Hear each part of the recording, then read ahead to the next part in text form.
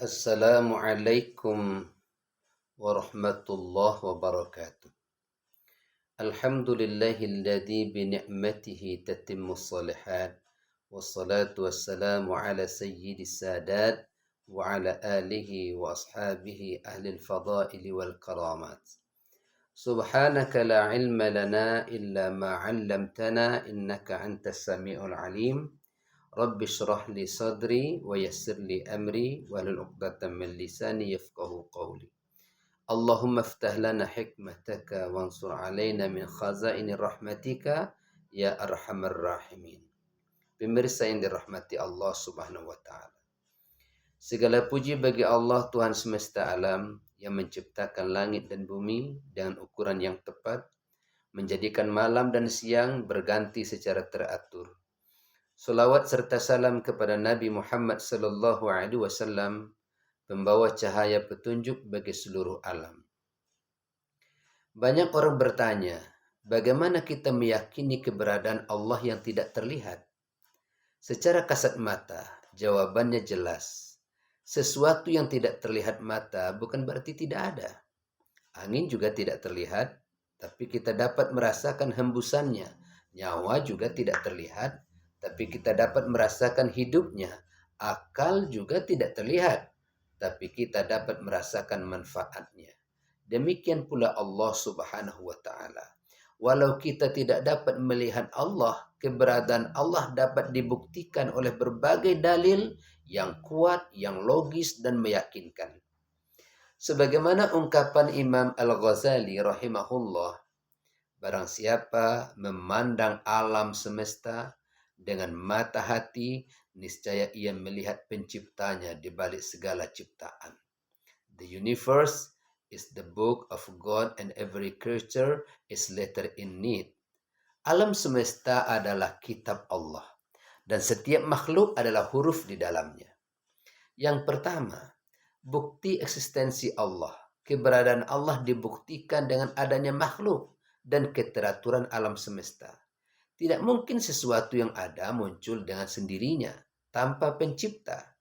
Dan keteraturan yang sempurna tidak mungkin terjadi secara kebetulan.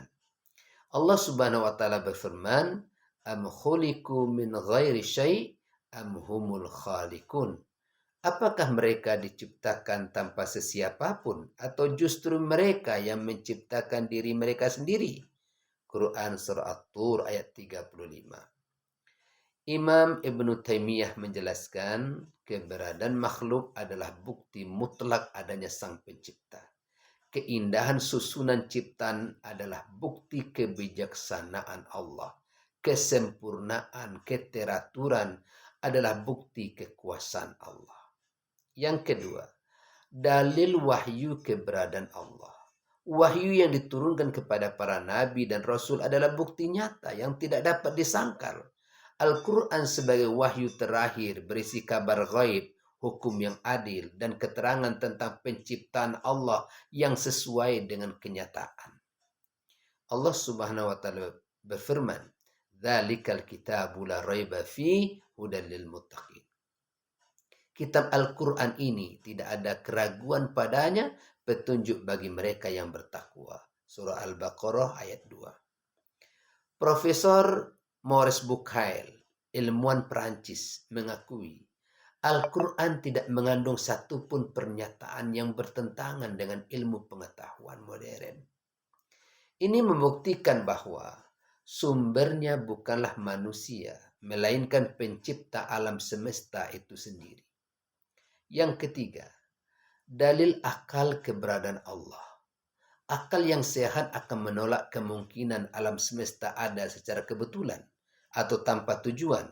Semakin kita mempelajari keteraturan bumi, tata surya, hingga susunan sel dalam tubuh manusia, semakin akal kita yakin ada pengatur dan pencipta yang maha bijaksana.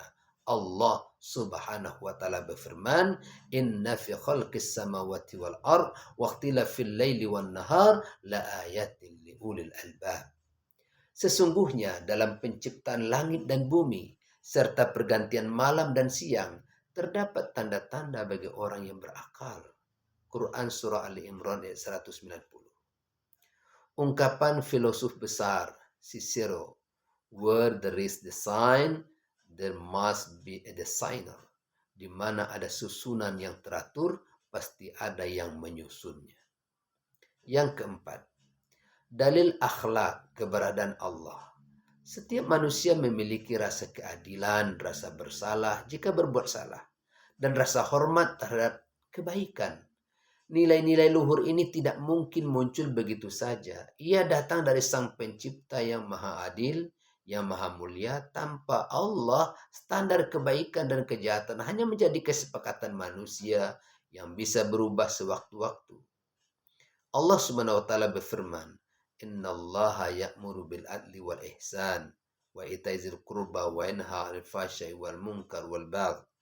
Sesungguhnya Allah menyuruh berlaku adil, berbuat kebaikan, dan memberi kepada kaum kerabat, serta melarang perbuatan keji, mungkar, dan permusuhan. Surah An-Nahl ayat 90. Imam Ibnul Qayyim berkata, rasa cinta kepada kebaikan dan benci kepada kejahatan adalah suara hati yang mengingatkan bahwa ada hukum tertinggi yang menentukan apa yang benar dan apa yang salah. Yang kelima, dalil fitrah keberadaan Allah. Setiap manusia dilahirkan dalam keadaan membawa kesadaran akan adanya Tuhan. Ketika berada dalam bahaya yang besar, hati manusia secara naluri memohon pertolongan kepada kekuatan yang maha besar, meski sebelumnya ia tidak pernah mengakuinya. Ini disebut fitrah, naluri murni yang ditanamkan Allah ke dalam setiap jiwa. Allah Subhanahu wa taala berfirman, "Fa'aqim wajhaka lid-dini hanifa, fitratallahi allati fataran nasa 'alaiha, la tabdila li khalqillah." Maka hadapkanlah wajahmu dengan lurus kepada agama sesuai fitrah Allah yang telah menciptakan manusia.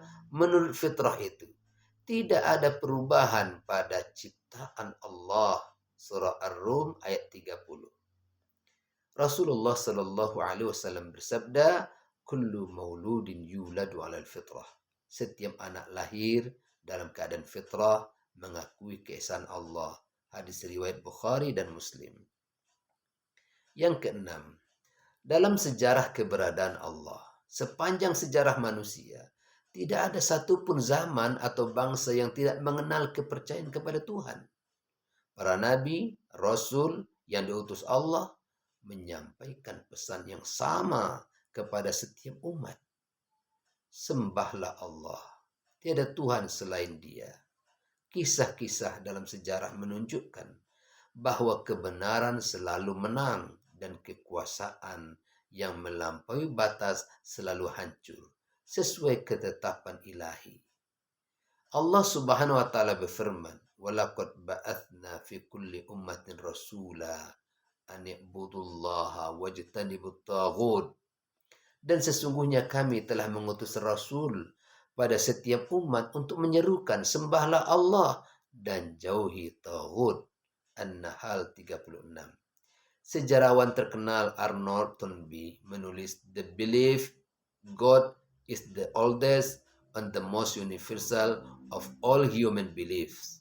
Keyakinan kepada Tuhan adalah kepercayaan yang paling tua dan paling umum dimiliki oleh seluruh manusia. Hadirin yang dimuliakan Allah. Dari keenam dalil yang telah kita bahas, bukti keteraturan alam, kebenaran wahyu, logika akal, nilai akhlak, naluri fitrah, dan kenyataan sejarah, semuanya mengarah pada satu kesimpulan yang tegas dan tak terbantahkan. Allah Subhanahu wa taala itu ada, esa, maha kuasa, dan maha mengetahui segala sesuatu. Allah tidak membutuhkan bukti untuk menjadi ada. Justru kitalah yang membutuhkan bukti agar hati kita tenang, keyakinan kita kokoh, dan hidup kita memiliki arah yang benar. Sebagaimana kata Imam Al-Ghazali yang penuh makna, jika engkau ingin mengenal Allah, lihatlah bukan pada kebesaran tubuhmu, melainkan pada kebesaran Sang Pencipta yang meniupkan nyawa ke dalamnya. marilah kita pertebal keyakinan kita. Bukan hanya dengan mengakui lisan, tetapi dengan mengamalkan perintahnya dan menjauhi larangannya. Karena hanya dengan mengenal dan meyakini keberadaan Allah, hati kita akan menemukan kedamaian sejati dan langkah hidup kita menuju kebahagiaan dunia dan akhirat. Semoga Allah Subhanahu wa taala senantiasa melimpahkan petunjuk dan cahaya iman kepada kita semua, menjadikan kita termasuk hamba Allah yang meyakini keberadaan Allah dengan keyakinan yang sempurna, serta selamat dari keraguan dan kesesatan. Tuhan semesta alam ada dan nyata. Bukti Allah terbentang luas di mana-mana, memandang hati merenung. Demikianlah yang dapat disampaikan. Mohon maaf atas segala kekurangan. Segala kebenaran datangnya dari Allah dan segala kesalahan datang dari keterbatasan saya secara pribadi. Wallahu muwaffiq ila aqwamit thoriq. Wassalamualaikum warahmatullahi wabarakatuh.